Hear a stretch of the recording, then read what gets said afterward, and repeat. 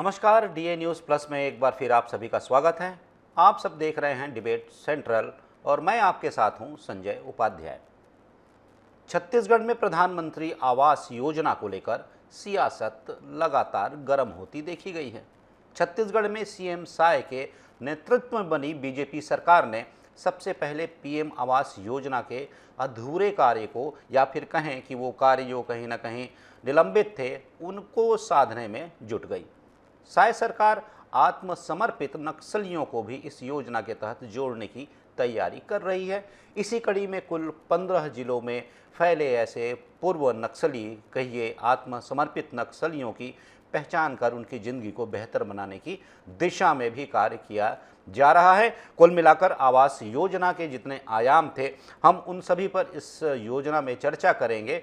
और ये जो आवास योजना जो है, आवास योजना को केंद्र सरकार के साथ मिलकर नई गति देने की जो कोशिश की जा रही है, उस पर भी हम विस्तार से चर्चा करेंगे। अपने मेहमानों के साथ जानने की कोशिश करेंगे कि आखिर इसमें वो पेच कहाँ थे कि जब ये काम रुका था। जब काम रुका था तो क्या तत्कालीन सरकार की ही उसमें कोई गलती थी, या फिर कुछ ऐसी तकनीकी बातें और भी थी जो उन परिस्थितियों के लिए कुछ हद तक जिम्मेदार तो बनी। लेकिन चर्चा से ये सब सार निकल के आएगा, सत्व निकल के आएगा जब हम समझेंगे अपने मेहमानों के साथ। पहले देखिए हमारी एक विशेष रिपोर्ट।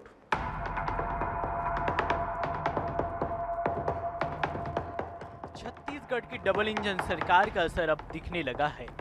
जिस आरोप को कांग्रेस सरकार ने सबसे ज्यादा झेला, प्रधानमंत्री नरेंद्र मोदी ने खुद चुनाव में सबसे ज्यादा उछाला, कांग्रेस पार्टी की हर हाल का बड़ा सियासी कारण बना।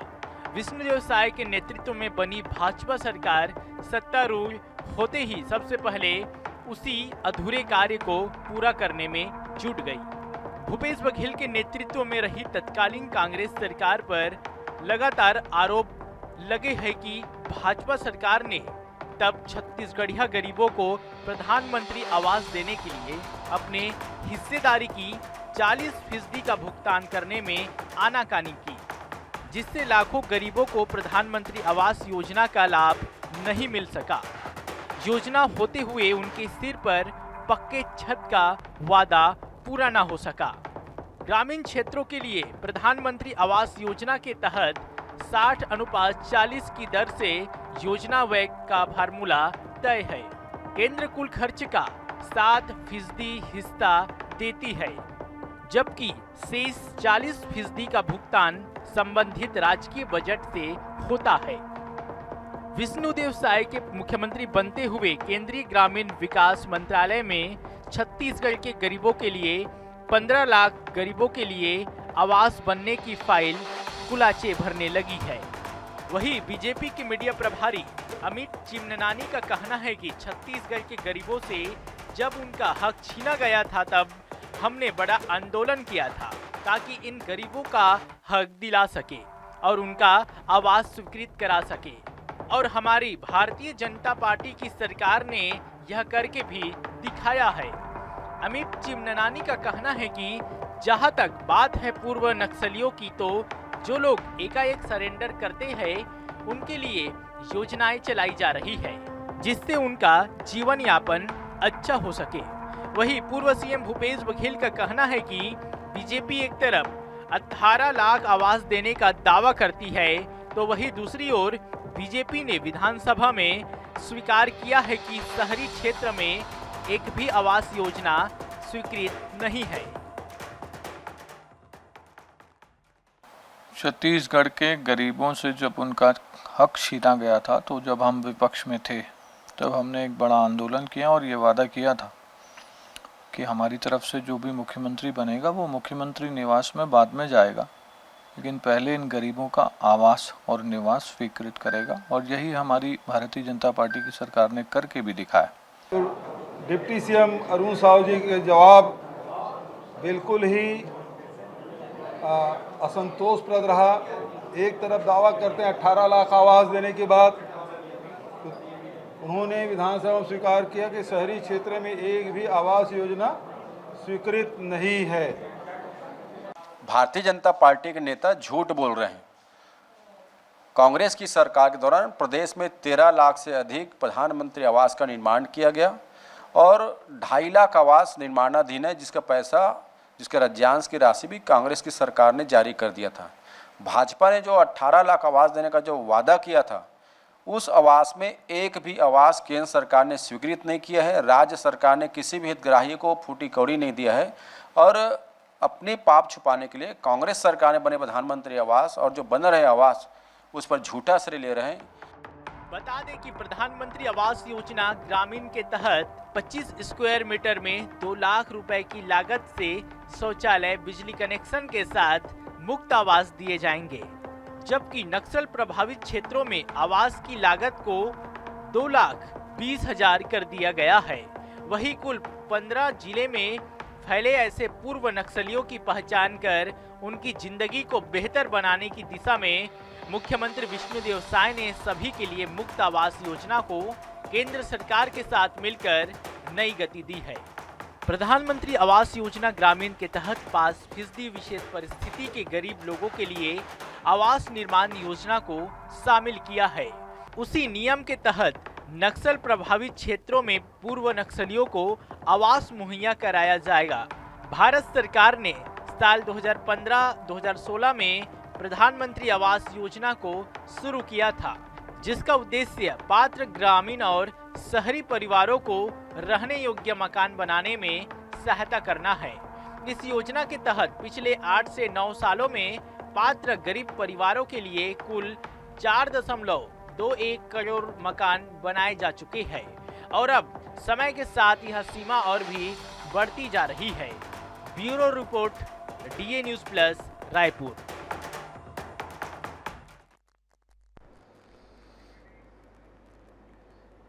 तो जैसा कि मैं चर्चा कर रहा था, आप रिपोर्ट में भी लगातार देख रहे थे कि हम ये कोशिश कर रहे हैं बताने की कि आवास योजना की स्थिति क्या थी। ठीक है, एक बार हम देखते हैं कि राज्यांश और केंद्र का जो अंश है उसकी राशि में, उसके अनुपात में एक फेरबदल किया गया। पहले वो राशि कुछ अलग होती थी, अनुपात कुछ अलग होता था। अभी 60-40 का जो अनुपात है, 60% केंद्र का और 40% राज्यांश, राज्य का अंश, जो राशि राज्य सरकार देती है। तो ये तमाम विषय हैं। अभी हम देख रहे हैं कि 15 लाख घरों की अभी स्वीकृति मिली है। जो वादा किया है भारतीय जनता पार्टी ने चुनाव के समय, प्रचार के दौरान और जब सरकार बनी, तब पहला निर्णय इसी पर हुआ, इसी पर हस्ताक्षर हुए कि हमने आवास देने का वादा किया था। वो वादा हम निभा रहे हैं, वो अपना प्रण निभा रहे हैं और इस ओर चलते हुए ये दिखाया कि हम सभी वादे पूरे करेंगे। जो भी हमने आपसे वादा किया हम पूरा करेंगे। लेकिन बड़ा विषय यही है कि मैं जानने की कोशिश करूँगा कि ये जो पूरा मामला था, मैं पिछली सरकार की ही बात करता हूँ। पहले मैं अपने मेहमानों से आपका परिचय करवा दूं जो हमारे साथ चर्चा में जुड़े हुए हैं। निशिकांत पांडे जी हैं, प्रवक्ता हैं भारतीय जनता पार्टी के। निशिकांत जी, आपका स्वागत है। आशीष यादव हैं, प्रवक्ता हैं कांग्रेस पार्टी के। आशीष जी, आपका भी स्वागत है। और साथ ही साथ अनिरुद्ध दुबे जी हैं, पत्रकार हैं, वरिष्ठ पत्रकार हैं, हमारे साथ जुड़े हुए हैं। आपका भी स्वागत है अनिरुद्ध जी। जैसी की चर्चा हो रही है, निशिकांत जी आपसे मैं पहले पूछ लेता हूं, आपके पास ही आता हूं कि आपने इस योजना को एक बड़ा हथियार बनाया था चुनाव के समय। अब आप ठीक है इस ओर चलते दिखाई दे रहे हैं। तकनीकी एक पहलू आपसे जानना चाहूँगा कि जब पिछली सरकार में इस योजना को लेकर कुछ बातें हो रही थीं, तब उसमें कुछ विषय निकल कर आ रहे थे कि केंद्र जो अपना जो अंश देता है या फिर राज्य का जो अंश होता है, उसको लेकर कुछ हमने विवाद की स्थिति और कुछ बयान सुने थे। थोड़ा सा बताइएगा और ये बताइएगा कि आपने लक्ष्य कौन सा निर्धारित कर रखा है। आपने वादा तो किया है सर, हस्ताक्षर तो हो गए, लक्ष्य कब तक का है, कब तक पूरा करेंगे आप? संजय जी, आपको, आशीष जी को और अनुरुद्ध जी को नमस्कार और आपके सभी दर्शकों को नमस्कार जी। देखिए, जो आपने बात कही है पूर्ववर्ती सरकार की, वो बात ये थी कि सिर्फ पीएम आवास नाम है, इसलिए पूरा पैसा केंद्र दे, हम नहीं देंगे। इस कारण प्रदेश में गरीब के छत पे, सर पे छत ना मिल पाए, इसकी व्यवस्था भूपेश जी ने सुनिश्चित की और जनता ने इनको हटाने का निर्णय लिया। दूसरा महत्वपूर्ण घटना एक आप देखेंगे कि टीएस सिंहदेव जो पंचायत मंत्री थे, पंचायत मंत्री से इस्तीफा दिया, सिर्फ इसी कारण से दिया था कि हम उन गरीबों को छत नहीं दे पा रहे हैं। दूसरा, 10,000 करोड़ का प्रदेश में आता तो इन्वेस्टमेंट होता, तो रोजगार डेवलपमेंट होता और उस पैसे से प्रदेश का विकास भी होता। तो ये दो महत्वपूर्ण घटना पूर्ववर्ती सरकार की थी, जिसके लिए हमने आंदोलन किया था। अब विषय पे आते हैं कि पीएम आवास। देखिए पूरे देश में 4 करोड़ से ज्यादा हमने पीएम आवास बनाए। जी। ये एक स्वप्न होता है गरीबों के लिए कि उनके सर पे छत आए और सरकार उनके लिए सुविधा प्रदान करती है और प्रदान करना चाहिए। उन्हीं के हित के लिए सरकार काम करती है। बिल्कुल। अब विषय ये था कि जी जब हाँ। 40% आपने राज्यांश नहीं दिया, लगातार पंचायत सेक्रेटरी सेंट्रल ने, पंचायत मंत्री सेंट्रल ने लगातार चिट्ठी लिखी, कोरोना के पहले, कोरोना के बाद, लेकिन लगातार ऐसी स्थिति स्पष्ट हुई कि इनको इसलिए उस मकान को नहीं बनाना था कि चूंकि अगर ये मकान बनाते तो पीएम आवास होता और उसका फायदा भारतीय जनता पार्टी को न मिल जाए। मात्र इस कारण से गरीबों के सर पे छत नहीं मिला। अब जैसे हमारा संकल्प था कि हम जैसे ही सत्ता में आएंगे सबसे पहले सीएम बाद में घर में जाएंगे, पहले हम हस्ताक्षर करेंगे। हस्ताक्षर के साथ संजय जी क्या करते हैं, हम बजट में एलोकेशन देते हैं, बजट का प्रावधान करते हैं। 3,700 कुछ करोड़ रुपए का प्रावधान पीएम आवास के लिए हम करते हैं। अब दूसरी मीटिंग जब दिल्ली में होती है, केंद्रांश जब वापस चला जाता है तो उसको फिर से रिक्वेस्ट करके मंगाया जाता है। अब हमने जब राज्यांश का एलोकेशन कर दिया तो शीघ्र ही केंद्रांश भी हमको मिल जाएगा और बहुत जल्द तीव्र गति से जो हमारे सर फिर भी कोई लक्ष्य रखा होगा आपकी, अगर आपको 18 लाख घर देने हैं तो इसी कार्यकाल में देना है, क्योंकि आपने वादा किया है कि हम आपको 18 लाख देंगे, तो कब तक का समय तय किया है आपने? इसी कालखंड में संजय जी, और कालखंड तो बाद में कंप्लीट होगा, पहले 18 लाख मकान कंप्लीट हो जाएंगे, आप देखिएगा, ये सुनिश्चित करेंगे।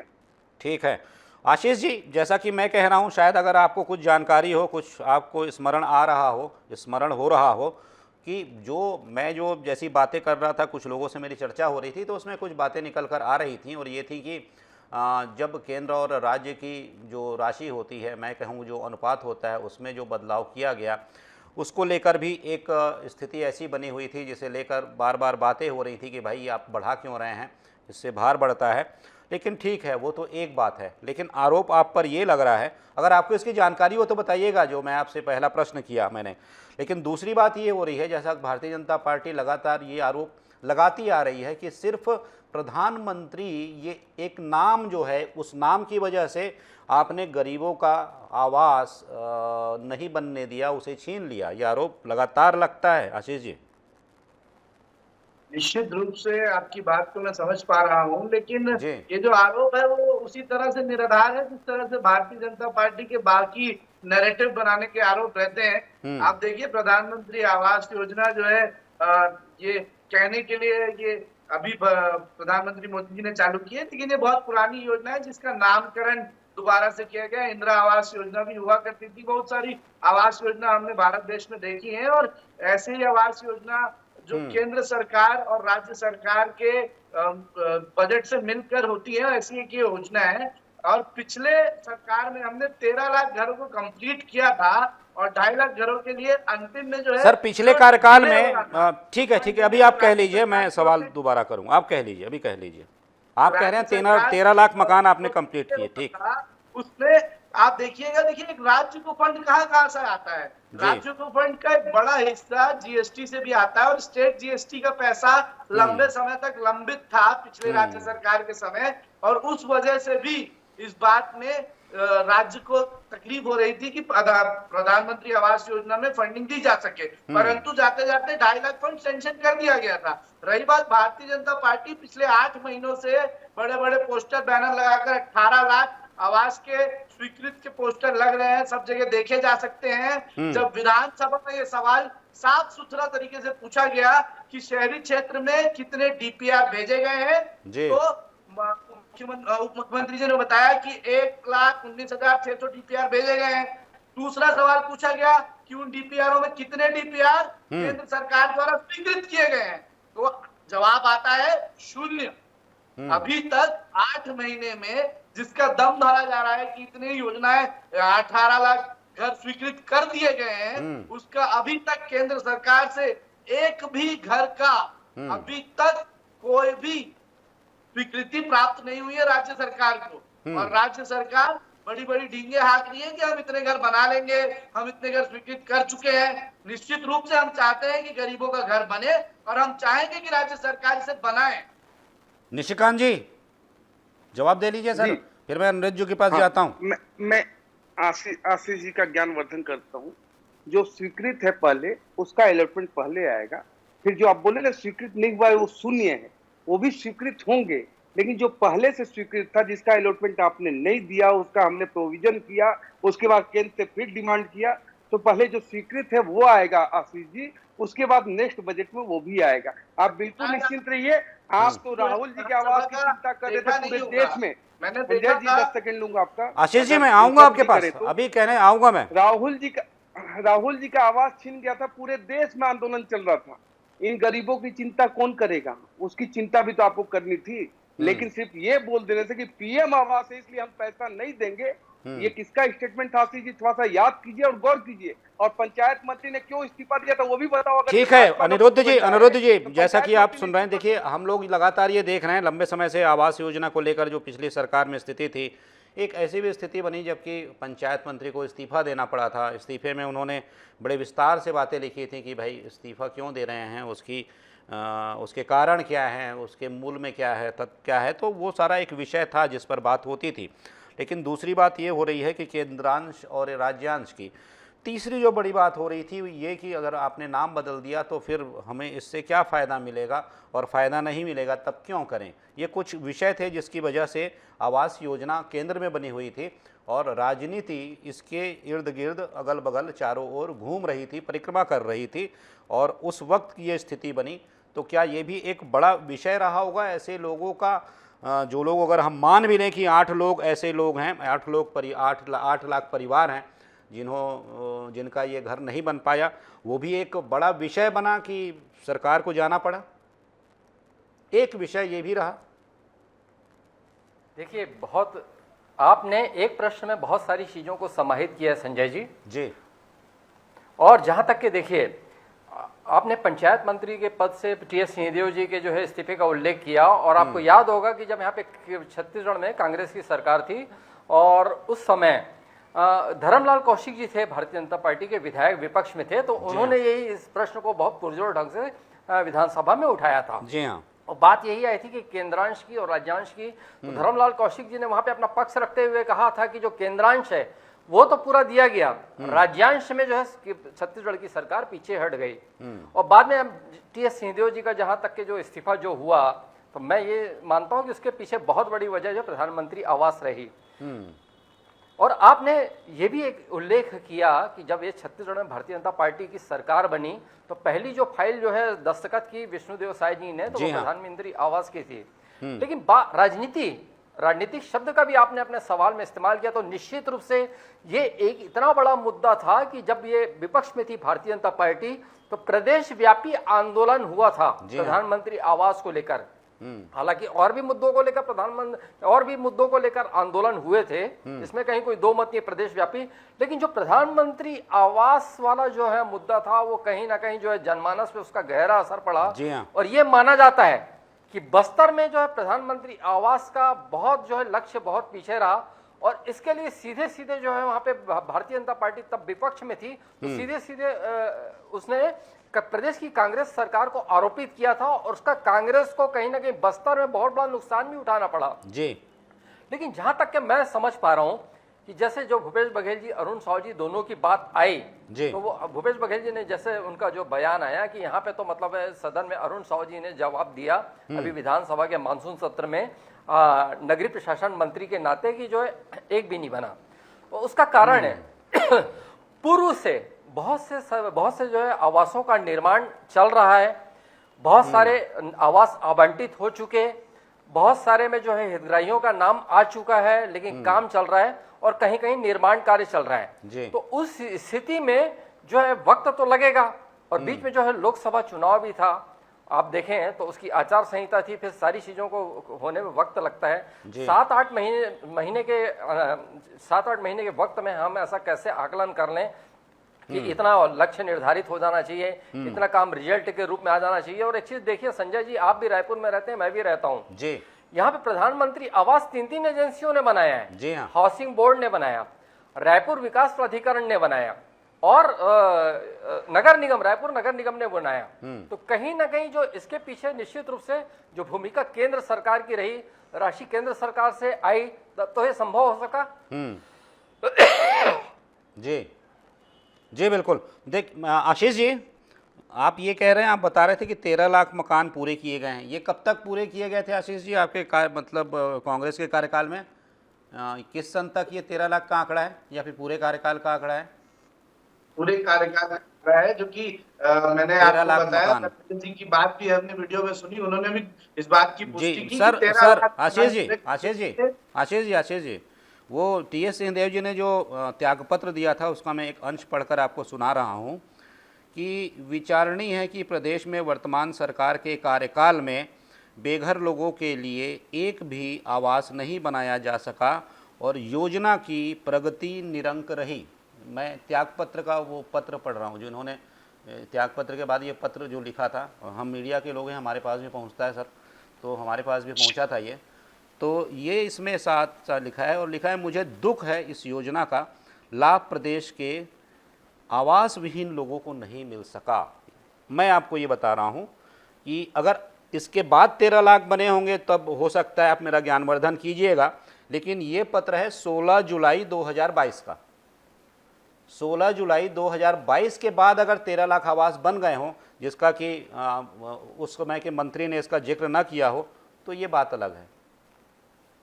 निश्चित रूप से अगर आप कह रहे हैं तो तब तक नहीं बने होंगे, उसके बाद कवायद शुरू हुई होगी उस मकान को बनाने की प्रधानमंत्री आवास योजना के, क्योंकि 2.5 लाख, मुझे ये जानकारी कि जो 2.5 लाख आखिरी में स्वीकृति नहीं हुई थी, उसकी भी स्वीकृति जाते जाते सरकार द्वारा कर दी गई। नहीं, आप ये भी कुछ बता सकते हैं, आपके पास अगर आंकड़े हो आशीष जी, आपकी अगर उस दिशा में तैयारी हो, तो क्या, जैसे कि ये पत्र तो है पंचायत विभाग की बात हो रही है जिससे उन्होंने त्यागपत्र दिया था, लेकिन जैसा अनिरुद्ध जी बता रहे हैं नगर निगम भी बनाता था, हाउसिंग बोर्ड भी बनाता था ऐसे आवास, तो उसने कुछ बनाया था क्या? कुछ आंकड़े हैं आपके पास?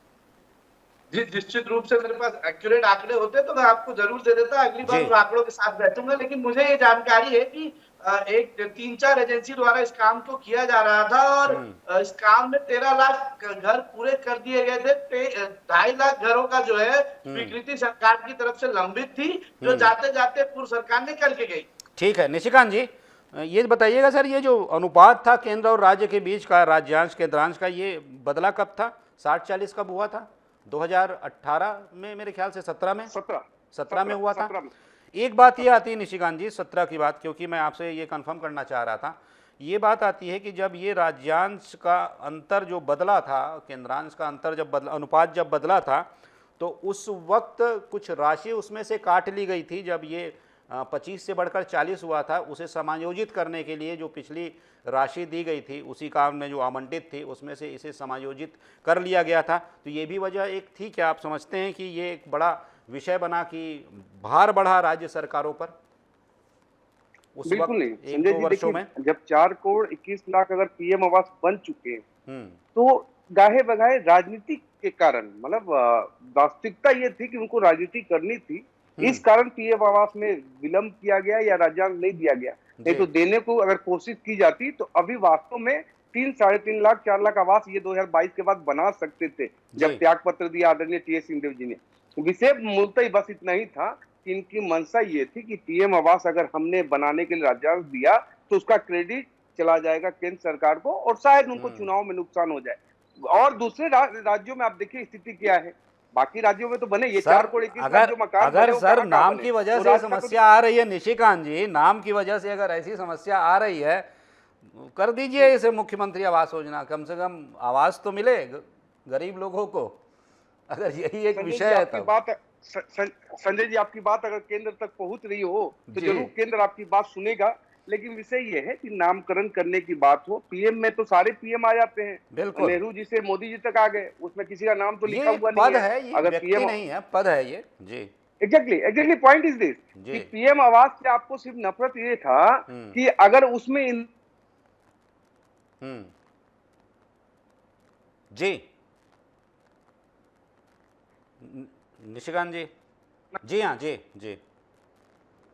हाँ, उसमें पीएम आवास क्या राजीव जी का नाम जुड़ा होता तो जरूर ये लोग पैसा दिए होते। ये पीएम आवास है इसलिए इन्होंने पैसा देने में आनाकानी की और प्रदेश के गरीब जनताओं के सर से छप छीनने का काम किया, जिसके परिणाम स्वरूप आज ये सत्ता से बेदखल हो गए। ठीक है अनुज जी, जैसे कि मैं चर्चा कर रहा था, थोड़ा आप भी ये समझाइएगा, निशिकांत जी जैसे बता रहे हैं कि ये कोई विषय नहीं था, जैसे राज्यांश की मैं बात कर रहा था, वो बढ़ गया, बढ़ने के बाद भार बढ़ा, राज्य सरकारों पर भार बढ़ा, राज्य सरकार पर भार बढ़ा।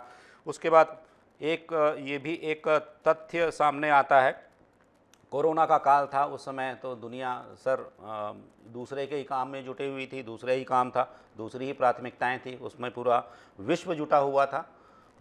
तो कुछ ऐसे विषय थे। लेकिन आप क्या मानते हैं अनिरुद्ध जी, पत्रकार हैं आप, जैसा कि हम लोग देखते भी रहते हैं कि सरकार की अगर मंशा होती तो क्या ये संभव नहीं था कि उस काल में भी ये सब संभव हो सके?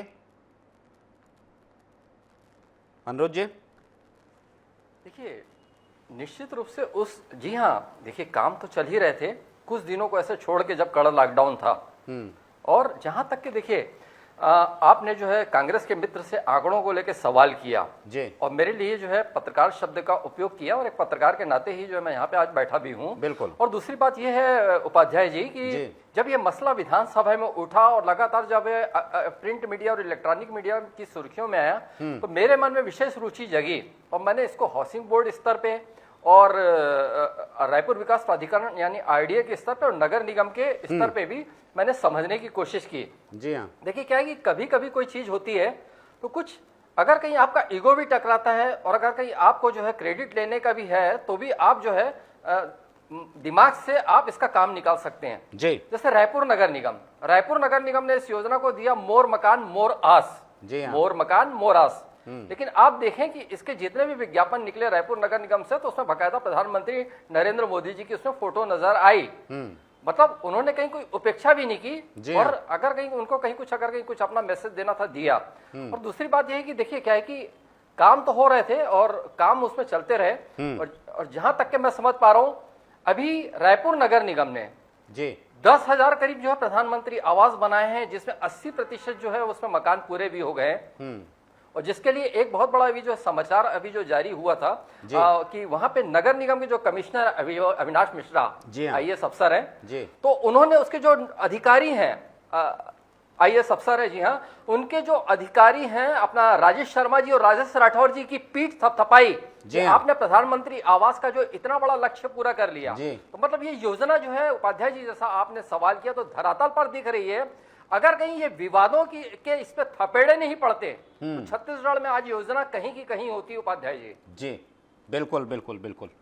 तो जैसा कि हम सभी चर्चा कर रहे थे, कुछ महत्वपूर्ण विषय, कुछ जानकारियां भी आप लोगों से मुझे मिली, और विषय तो इसमें बहुत हैं, लेकिन सर समय की बाध्यता है।